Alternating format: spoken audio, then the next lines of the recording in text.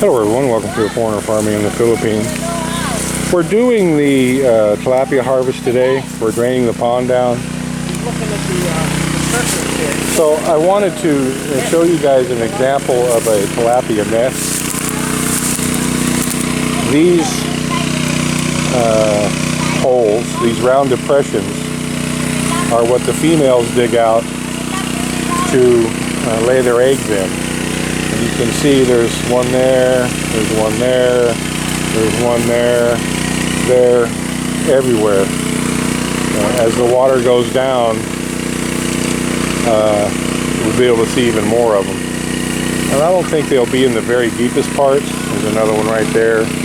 So I can see 1, 2, 3, 4, 5, 6, 7, 8, 9, 10, 11, 12, 13, 14, 15. I can see 15 right here from where I'm standing. So, and that's just this one little part of the pond. So you can imagine how many females have been laying their eggs in here. And this is just indicative of the uncontrolled breeding. That's why I want to drain this pond and take the breeding pairs out of it and put only sexed males back in. You know, a female tilapia kind of depends on conditions, and there's some factors in it. Anywhere from, their cycle is like 4 months to 5 weeks.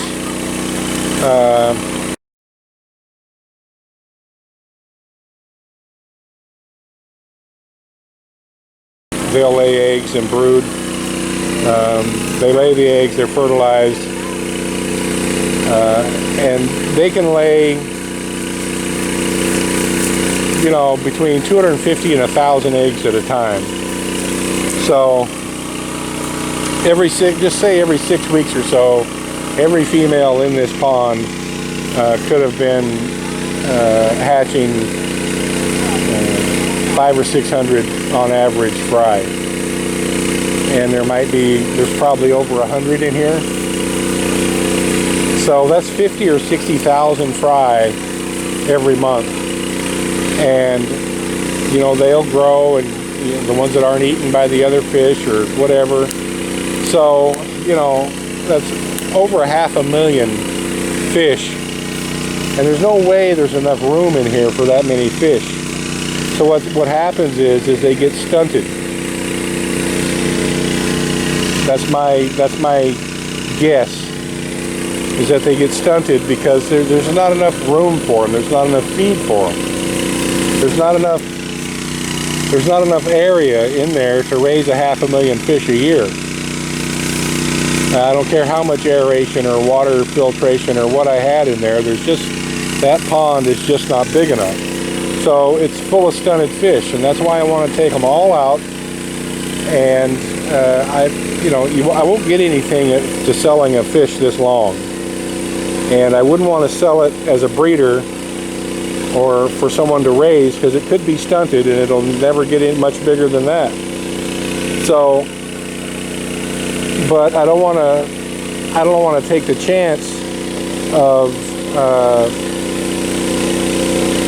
getting rid of all the fish, because some may be stunted, and the ones that are not stunted could grow and become a large size and be sold. So that's why I'm taking all the small fish out of this pond, putting them in the next little mini pond down there, and growing them out at 5 months for an additional 5 months, and then harvesting them all, taking all the fish out of that, so that I know there's no more stunted fish on this farm. And then, hopefully by that time, we'll have it a little more figured out, and I'll be able to have suspended nets in that, or I'll have enough of a breeding supply, enough of my own fry to where I can just put sex tilapia in it. Either you put sex tilapia in, or you have to have the cages suspended. It's one or the other. And even when you have your tilapia sexed, it's not 100%. What I've researched on it is that it could be anywhere between 70 and 95. and I haven't read anywhere where anyone is getting more than a 95% male population. So, because some females just won't flip, they just won't turn into male, even with the hormone. So even if I took 20,000 sex tilapia fry and put them in this pond, there would still be some females in it.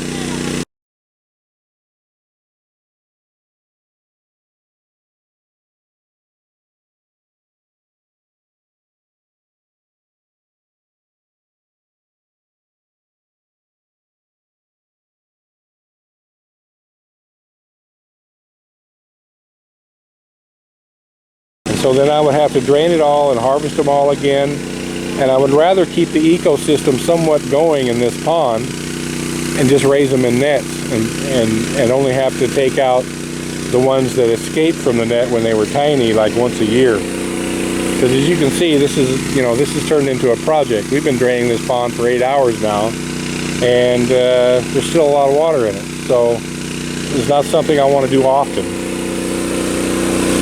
But I thought I'd just give you a little example of the nests that they make. I think it's pretty cool. Nature finds a way. They lay their eggs in there, they're heavier than water, so they settle down to the bottom. It's just like a little bowl. So they go into the bottom. The sperm is the same thing. It's a little heavier than water. So that'll settle on the eggs and it fertilizes them. And it keeps any current from either distributing the eggs or washing the sperm away before it has a chance to fertilize the egg. So that's mommy fish's way of making a nest. And I just think it's cool and wanted to share it with you guys. Alright, well, I've just shut the pump off. Marcel's been trying to get in contact with the buyer. So here's the situation. We've been pumping for 8 hours and we've lowered the level of the pond about 2.5 feet. It's still about 3 feet deep out there in the center. So we have to pump another 8 hours, 7 hours to get it empty. It's about 5 o'clock in the afternoon. So that means we'd be doing this at midnight, 1 a.m., 2 a.m., and I'm sure the buyer's not going to want to do it then. So Marcel's contacted him and asked him if he could please come and do this tomorrow. It's probably a less than 50-50 chance he'll be able to, but we're going to try to do it tomorrow. And if he'll give us a time to when he wants to begin tomorrow, then I can get up tonight and start the pump again, because I don't want to take the water down too far, because we're not going to harvest tonight. So the fish need something, they need somewhere to live, they need something to breathe. So I can't take the water level down too far. I'm going to leave that pump pumping. It can lower the water level, the electric pump I mean. It can lower the water level probably about another 6 inches before it starts sucking air.